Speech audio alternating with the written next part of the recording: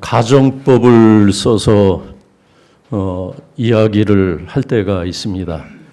현재 사실에 반대되는 얘기를 할 때 또는 과거 사실에 반대되는 상상을 하면서 이야기를 할 때가 있습니다. 가령 12월 25일 오늘 성탄절인데 만일 오늘 눈이 왔으면 좋았을 텐데라는 그런 상상을 하면서 가정을 하면서 얘기할 때가 있습니다. 또는 현재 사실뿐만 아니라 과거 사실의 반대, 그것을 이제 우리는 가정법 과거 완료다 뭐 그런 이제 표현을 쓰는데 문법적으로는 과거 사실에 반대되는 것을 상상을 하면서 후회하기도 하고 또 미련을 갖기도 하고 그럴 때가 있어요. 가령 옛날에 내가 20대 때 그 남자를 만나서 그 남자하고 사귀었어야 되는데 그런 상상을 하면서 또 엉뚱한 꿈을 꿀 때도 있고, 우리가 청년들이 있는데 그때 내가 그 대학을 가지 말고 다른 대학을 갔어야 되는데 다른 전공을 했어야 되는데 그런 상상을 할 때도 있어요. 저도 어떤 때 가끔은 또 그런 상상을 합니다. 신학을 공부하지 않았으면 어땠을까? 근데 우리가 여러 가지 과거 사실에 반대되는 상상을 하면서 2% 시작되는 문장을 우리가 쓰는데, 그런데 오늘 내가 맞이한 현실이, 내가 살고 있는 오늘이 하나님께서 우리에게 주신 최선의 날이라는 것을 아무리 생각해도 그렇게 여겨집니다. 바울이 나의 나 된 것은 하나님의 은혜라고 했던 것처럼. 그러나 우리는 가끔 그런 쓸데없는 과거 사실에 반대되는 상상을 할 때가 있어요. 과거 사실에. 그 남자를 만나지 않았다면, 그 여자를 만나지 않았다면 내가 어떻게 됐을까? 뭘 어떻게 됐겠어요? 끔찍하게 됐겠죠. 끔찍하게 지금보다 훨씬 나쁘게 되었다는 것을 상상을 하시면서 오늘 옆에 있는 분 하나님이 주신 선물로 다시 한번 고백하고 여기시기를 바랍니다. 오늘 25일 눈이 왔으면 어떻게 되겠어요? 눈이 왔으면 또 화이트 크리스마스라고 해서 좋아하는 사람들도 있겠지만 그 눈을 치워야 되는 누군가는 또 고생이 되는 거예요. 또 여기 나이가 많으신 어른들도 많은데 우리 교회까지 오는 길이 또 얼마나 미끄럽겠습니까? 그러니까 한편으로는 눈이 안 온 것이 참 감사하고 다행이다. 또 그렇게 생각이 듭니다. 그런데 우리가 과거 사실에 반대되는 가정을 하게 되는데 그런 가정을 한번 해보시기 바랍니다. 우리가 과거에 있었던 우리 개인의 여러 가지 신변에 대한 거 말고 가장 중요한 과거 사실에 반대되는 것을 한번 이야기해 보시기 바랍니다. 어떤 거냐면 만일 2000년 전에 마리아가 천사 가브리엘의 말을 듣고 그 부르심에 순종하지 아니하고 뒷걸음쳐서 나는 그렇게 하지 못하겠다고, 어찌 이런 일이 있을 수 있겠습니까? 끝내 자기 생각과 자기 의심과 자신의 생각을 철회하지 않고 나는 그렇게 못하겠다고 그냥 손들어버리고 도망쳐버렸다면 어떻게 됐을까? 한번 상상을 해보시기 바랍니다. 아마 그러면 세상에 우리가 지금 살고 있는 이 세상의 이 역사는 전혀 다른 방향으로 흘러가지 않았겠습니까? 정치사, 정치사뿐만 아니라 모든 문화면 문화, 예술이면 예술, 미술이면 미술, 음악이면 음악, 그 모든 것이 사실은 교회 역사, 기독교 역사와 연관이 깊은데 다 아마 다시 써야 될 겁니다. 민주주의 과연 가능했을까요? 민주주의라는 것도 인권이라는 개념, 여러분 그런 것도 다 성경에서 나온 그런 사상들이잖아요. 우리가 몇 주 전에 안식일에 대해서 말씀을 볼 때도 하나님께서 안식일을 주신 가장 중요한 이유가 뭡니까? 노동하는 사람들, 일할 수밖에 없는 사람들, 쉬지 못하고 7일째 되는 날도 노동할 수밖에 없는 그런 사람들을 하나님께서 보호하시기 위해서 제정하신 날 아니겠습니까? 그래서 내가 일하지 말라, 내 남종도 내 여종에게도 일을 주지 말라고 하나님께서 말씀하시면서 사회적 약자에 대한 하나님의 배려와 하나님의 보호, 그 장치가 바로 안식일이에요. 그러니까 그 옛날에 3,000년, 4,000년 전에 그 시대에 하나님께서 그러한 의식과 그러한 생각을 사람에게 불러 넣어 주셨는데, 그러한 그 성경의 이야기, 그런 이야기들이 지금까지 우리에게 연결이 될 수 있었던 것은 순전히 마리아의 순종과 헌신, 그것이 한 몫을 하고 있다는 겁니다. 그런 의미에서 우리는 성탄절에 이 마리아에 대해서 우리가 한번 다시 생각을 하면서 존경하고 칭찬하고, 우리가 오래전 그런 인물이지만 우리가 그 은혜를 이제 잊고 있다, 그 은혜에 빚을 지고 있다라는 생각을 하게 됩니다. 다행인 것은 38절 말씀 보면은 마리아는 순종했어요. 엄청난 그런 부르심과 소명을 받았는데 말씀대로, 어쨌든 결과는 말씀대로 이루어지이다, 그렇게 고백을 합니다. 물론 처음부터 말씀대로 이루어지이다 그런 것은 아닙니다.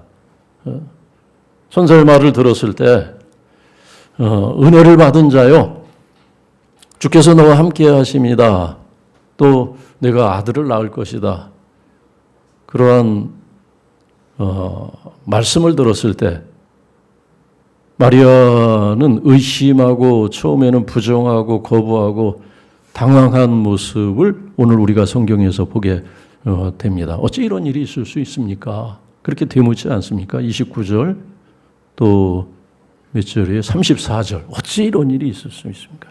마리아도 의심하고 또 당황하고, 어떤 사람들이 쉽게 못 믿는 것처럼 당사자였던 마리아도 믿을 수가 없는 이야기였습니다. 성탄은 믿을 수가 없는 이야기였어요. 하나님의 아들이 사람의 모양으로 사람의 육신을 입고 오신다는 것은 정말 아무리 생각해도 상식에 맞지 않는 그런 사건이었습니다. 그래서 당사자였던 마리아도 어찌 이런 일이 있을 수 있습니까? 이건 아니지 않습니까? 하면서 반문하고 당황해하는 모습을 29절 또 34절에서 우리가 읽을 수 있습니다.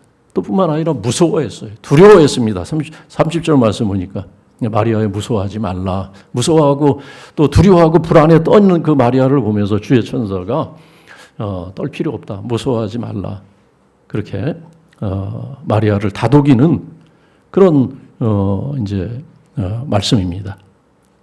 어쨌든 그런 의심과 또 당혹감을 느끼게 되었지만 결국에는 순종하였다는 거예요. 결국에는 순종하였습니다. 말씀대로 되어지이다. 38절 말씀 보니까는 주의 말씀대로 되기를 원합니다 라면서 순종을 합니다. 그런데 어떤 말씀대로 되기를 원한다는 거예요? 어떤 말씀을 들었습니까? 세 가지 말씀이에요. 하나는 내가 은혜 받았다, 은혜 받은 자요, 은혜 받은 것, 그것을 받아들였고, 또 주께서 너와 함께 하신다, 28절 말씀대로 하나님이 나와 함께 하신다는 것을 믿었고, 그리고 또 무엇입니까? 30절 말씀. 30절 말씀은 30절 말씀, 하나님께 은혜를 입어서 잉태하여 아들을 낳으리라는 그 말씀, 그 말씀이 이루어지기를 바랍니다라고 그렇게 고백을 합니다. 아무리 생각해도 마리아는 존경을 받고 칭찬을 받고 또 박수를 받아 마땅한 믿음을 갖고 있습니다. 우리가 믿음하면은 성경에 믿음에 대해서 우리에게 좋은 모델이 되는 분들이 많이 있는데, 아브라함도 그렇고 또 누구 생각하면 될까요?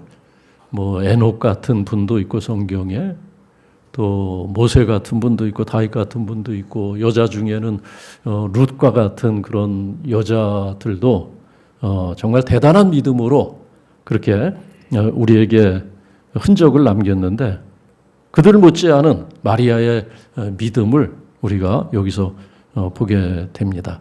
그런데 문제는 마리아가 칭찬을 받고 존경을 받는 것은 마땅한데 문제는 마리아를 어떤 데서는 숭배하고 경배한다는 거예요. 그래서 우리는 마리아에 대해서 사실은 잘 언급하려고 하지 않고 또 주목을 하지 않는 그런 경향이 있는 것이 사실입니다. 1854년 12월 8일 성탄절을 앞두고 교황 파이우스 9세는 성모 무제서를 공식화합니다. 성모 마리아는 원죄 없이 아기 예수를 잉태하였으므로 용서가 필요 없는 하나님의 어머니다. 그것을 교리로 확정을 해서 발표를 했어요.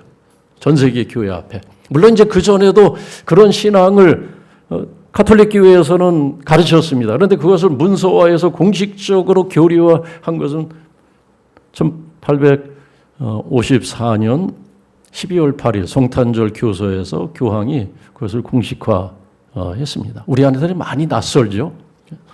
그리고 뿐만 아니라 1950년에 그렇게 오래전 일이 아닌데 교황 파이우스 11세는 성모 승천서를 또 교리적으로 공식화했습니다.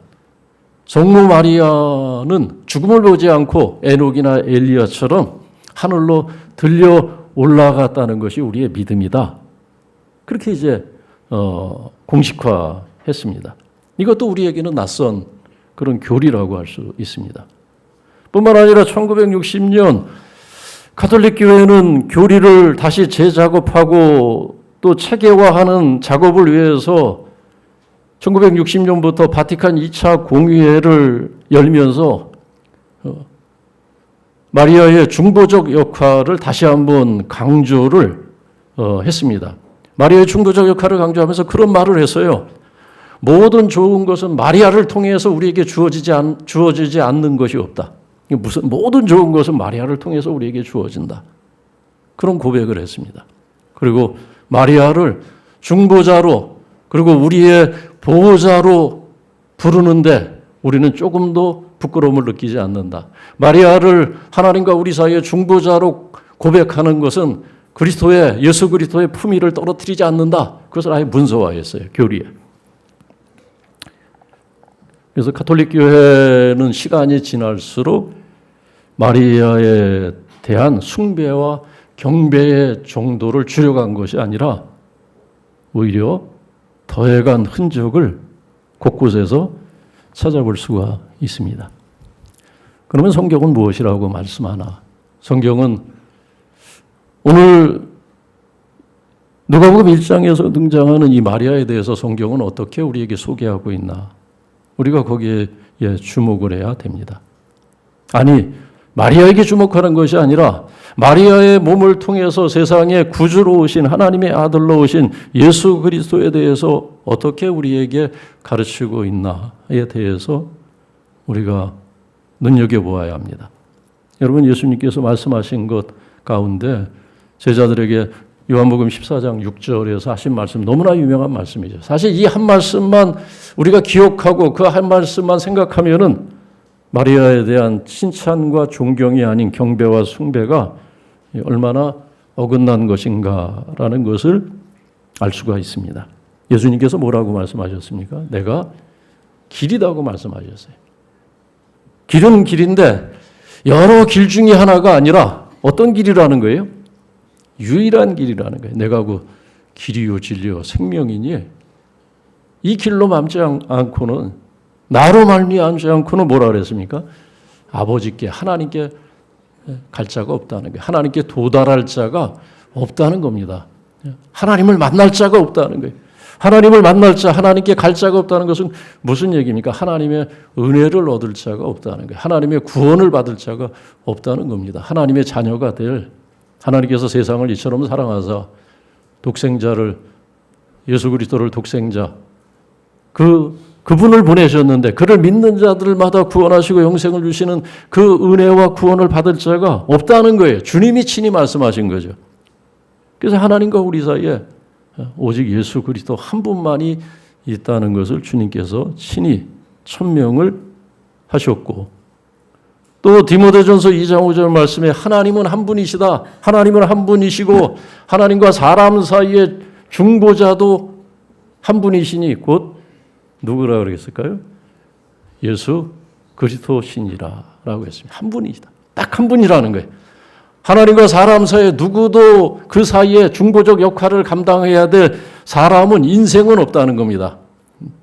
예수 그리스도 오직 한 분, 그분만이 하나님의 은혜를 우리에게 가져다 줄 수 있고 하나님의 구원을 우리에게 선물로 줄 수 있고 하나님의 은혜의 통로가 예수 그리스도를 통해서만이 주어진다는 것을 성경은 강조하고 있습니다. 그런데 이것은 천주교에서 그렇게 마리아를 숭배하고 경배하고 마리아를 중보자의 위치에 그렇게 높이는 것은 사실은 마리아의 잘못은 아니죠. 그죠? 마리아의 실수는 아니에요. 교회의 잘못이고 교황들의 오류이기 때문에 마리아는 여전히 성탄절마다 우리가 그녀의 순종과 그녀의 믿음에 대해서 우리가 주목을 하고 우리가 그 믿음에 미치지 못하는 것을 우리가 성찰할 수 있는 그리고 그 믿음을 본받는 것 본받기로 하는 것, 그것은 여전히 귀한 일이라고 할 수가 있습니다. 마리아의 순종은 목숨을 건 순종이에요. 여기 엘리사벳이 나오는데 1장에 마리아의 잉태 이전에 엘리사벳, 제사장 사가랴의 아내였던 엘리사벳이 잉태한 이야기가 먼저 나옵니다. 근데 이 사가랴나 엘리사벳도 아기를 낳을 그런 처지가 아니었어요. 1장 말씀 보면은 1장 18절에 주의 천사의 고지를 받았을 때 사가랴가 그런 말을 합니다. 내가 늙고 아내도 나이가 많으니이다. 내가 늙었다는 거예요. 이제 아이를 가질 그런 상황이 아니라는 겁니다. 그러나 잉태했어요. 잉태하고 이 엘리사벳이 어떻게 지냈냐면 24절 말씀 보니까 5달 동안 숨어서 지냈어요. 왜 숨어서 지냈을까요? 아니 잉태했는데 그 기쁜 그렇게 무자해서 그것을 고통스럽게 여기고 있는 이 부부 하나님께서 선물로 생명을 주셨는데 그것이 얼마나 기분 좋은 일입니까? 근데 5달 동안 성경은 숨어서 지냈다는 거예요. 왜 숨어서 지냈는지 그 다음 구절을 읽어보면 알 수 있어요. 부끄러워서 남복이 창피해서 아니 연세가 70, 80이 다 된 여자가 배가 볼록해서 다녀보세요. 그럼 그렇게 즐거워할 만한 일은 아니겠죠. 부끄럽겠죠. 그래서 숨어서 지냈다는 게 감추고 누가 눈치챌까, 누가 알아볼까 싶어서 그랬습니다. 하물며 나이 들어서 아이를 잉태한 것도 괴로운 일인데 즐거워할 만한 일은 아닌데 처녀가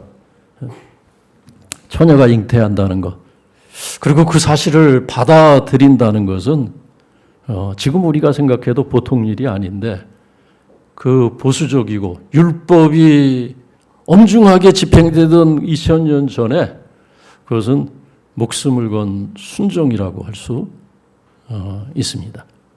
자기 목숨을 걸지 않으면 안 되는 그런 위험한 순종일 수밖에 없었던 겁니다. 마리아가 놀란 것이 있어요. 28절 말씀에 보면 은혜를 받은 자요 주께서 너와 함께 하시도다라는 말을 듣고 이 말을 듣고 마리아가 반색을 한 것이 아닙니다. 즐거워한 것이 아니에요. 이런 인사가 어찌민가. 여러분 누가 어느 날 갑자기 찾아와서 내가 받을 자격이 없는 큰 선물을 하면 즐겁습니까? 그 즐거워하면 어린애예요. 내가 그런 대접을 받을 만한 조건이 아닌데 어떤 분이 나를 정말 진수상찬을 차려놓고 나를 초대했다면 그 즐거워하면서 먹을 수 있겠습니까? 이거 나한테 뭔가 얘기할 텐데 나한테 뭔가 할 얘기가 있나 보다. 부담이 되지 않겠어요? 지금 마리아가 영락없이 그런 심정입니다. 도대체 은혜 받는다는 것이, 내가 도대체 은혜 받았다고 하는데 그 은혜가 뭘까? 그리고 그 은혜 받았으면 그 다음 일들은 어떻게 되는 것인가? 여러분 기억하시기 바랍니다. 우리가 다 은혜를 사모하죠. 은혜 좋아합니다. 은혜 받으면 다 좋아요. 은혜 받았습니다. 내가 은혜 받았습니다. 뭐 간증도 하고 그러지 않습니까? 은혜를 사모하고 은혜를 위해서 기도하고 하는데, 우리가 기억할 것은 뭐냐면 은혜는 사명이라는 거예요. 은혜는 사명. 우리가 은혜를 받았으면서도 열매 맺지 못하는 것은, 우리의 삶에 열매가 없는 것은 왜 그러냐? 은혜가 사명인 줄 모르기 때문에 그래요. 마리아는 이 보통 성숙한 여자가 벌써 말귀를 알아들어요. 말귀를. 그러니까 하나님께서 택할 만한 사람, 하나님께서 당신의 도구로 예수 그리스도를 사람의 모양으로 세상에 보내실 때 이 마리아를 택하실 만한 이유가 있었던 거예요. 그냥 뭐 아무나 그냥 치마만 걸치었다고 해서 택한 것이 아니에요. 이녀의 경건, 이녀의 이 마리아, 이 여자의 깊은 그런 믿음, 지혜, 그런 거 두루두루 다 살펴보시고 마리아 정도면은 하나님께서 쓰실 만하겠다, 하나님께서 그렇게 여기신 것이 분명해요. 은혜 받은 자요, 주께서 너와 함께 하십니다 하니까 벌써 정신이 번쩍 들어서요. 머리가 쭈삣했어요. 그냥 뛸 듯이 기뻐한 것이 아니라 뭔가 내게 사명을 주시려나 보다. 아니나 다를까. 그 사명이 마리아가 상상한 것보다도 훨씬 더 무겁고 심각한 그런 것이었기 때문에 다시 또 34절에서 어찌 이런 일이 있을 수 있습니까? 내가 감당할 수가 없다는 거예요. 이 일을 어떻게 감당할 수가 있겠습니까? 내가 아직도 그 요셉과 정혼은 했지만 결혼도 하지 않은 남자를 가까이 한 적이 없는데 아직 어떻게 이 일을 제가 감당하겠습니까? 뭐 그렇게 나오는 것이 어찌 보면 당연한 것 아니겠습니까? 그럼에도 불구하고 38절에서 결론은 그 의심에 머물지 않고 당혹감에 머물지 않고 두려움에 머물지 않고 마리아의 결국은 무엇입니까? 말씀대로 내게 이루어지이다. 그 말씀이 뭐예요? 그 말씀이 37절에 하나님의 말씀은 능치 못함이 없다. 하나님의 모든 말씀은 하나에서부터 열까지 다 될 줄로 믿습니다. 하나님은 행하실 수 있습니다. 그 믿음이 마리아에게 있었습니다. 그러한 믿음과 순종에 우리가 빚을 지고 있다는 것 기억하면서 이 성탄절 맞이할 때마다 저는 이 마리아가 참 귀해요. 은혜를 사명으로 하는 그 지혜. 우리는 은혜 받으면 은혜로 끝나는데, 받은 것으로 끝나는데, 우리는 은혜를 사모하기만 하지만 사명은 사모하지 않는데, 마리아는 자신에게 주어진 은혜가 처음부터 어떤 사명이라는 것을 상상했고, 그리고 자기에게 주어진 그 사명이 자기의 상상보다도 훨씬 크고 무거운 것이라는 것을 알았을 때조차도 하나님 말씀 앞에 자신의 인생을 내어 맡기는, 그래서 그 믿음과 순종으로 인해서 하나님의 뜻은 온전히 이루어질 수 있다는 이 사실 앞에서 우리가 마리아는 숭배의 대상이 아니지만은, 경배의 대상은 아니지만은 우리가 마땅히 존경하고 또 주목하고 본받아야 될 믿음의 사람이다 라는 것을 함께 기억하시기를 바랍니다. 우리 한번 복창하시겠습니다. 그리스도만이 중보시다. 예수 그리스도만이 중보시다. 은혜는 사명이다. 이 성탄절 우리가 정말 예수 그리스도를 하나님의 아들로 우리의 주님으로 고백하고 은혜를 받았다면, 그 은혜를 받았다면, 예수 그리스도를 통해서 주시는 하나님의 은혜를 나는 받았다고 고백을 한다면, 그러면 그것이 사명이에요. 무슨 사명이겠습니까? 우리가 예수 그리스도를 통해서 우리에게 주신 그 은혜를 나타내고 예수 그리스도의 증인되는 사명. 예수님께서 마지막 말씀이 제자들에게 증인되라, 증인이 되어야 한다라고 하신 말씀을 기억하면서 성탄절에 우리가 받은 구원의 은혜, 예수 그리스도를 통해서 우리에게 베푸신 축복, 그 축복과 은혜는 곧 사명자로 살라고 하는 하나님의 살아계심과 예수 그리스도의 주되심을 나타내는 삶을 살라고 하는 사명으로의 부르심이라는 것을 기억한다면 2025년 성탄절은 매년 맞이하는 똑같은 성탄절이 아니라 더 의미 있고 뜻이 깊은 성탄절이 될 줄로 믿습니다.